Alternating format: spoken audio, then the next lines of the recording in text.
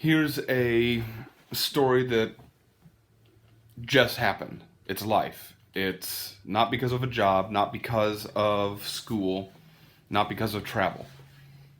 Wheelchair. Well, my ex and I went for a run, and while attempting some remodeling, I got the urge to go out and join her for the last part on my longboard.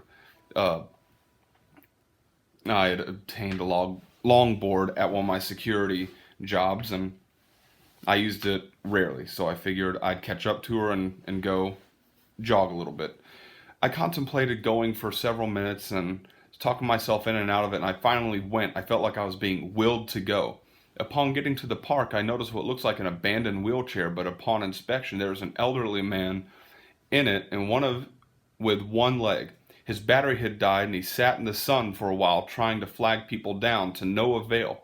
I spoke with him as I pushed his chair in drive, no neutral, a very difficult and resistant electric wheelchair type, across the intersection into some shade.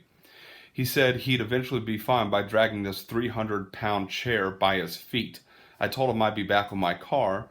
When I got to him, he'd progressed about 100 feet, and said he had 3 miles to go. As I struggled to torque the chair and put it in the back of my own car, a man, I believe his name was Robert, came and gave us a hand securing it. I drove the man and this wheelchair to his destination, where his neighbors helped me get the chair out. We visited with each other and left with, the Lord made it happen to where we cross paths today. So to the other Samaritan, I thank you. It would have taken me 15 minutes to move that chair myself to secure it, and Mr. Fred, whom I met and helped, a great gentleman who just needed a quick hand, last but far from least, thank you to my ex for support, a quick mental sit rep with me.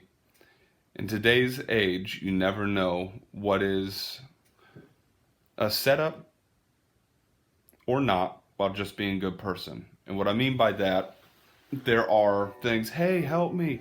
My dog's in the woods and a kid goes missing. Hey, my car broke down. Well, could you grab the tire tool out of the back seat? Then there's someone laying down with a pistol that gets up and robs you. There's just a lot of situations like that. And this is one of those that, I'm 6'1". I'm anywhere from 200 to 200. I'm anywhere from 200 to 230 pounds. And it was an acceptable risk to me to drive this gentleman. He had one leg. I didn't expect much from him as far as trying to do something. Just situations like this, assess, take a step back mentally, look at the potential threats, look at the corners, look at time of day, situation.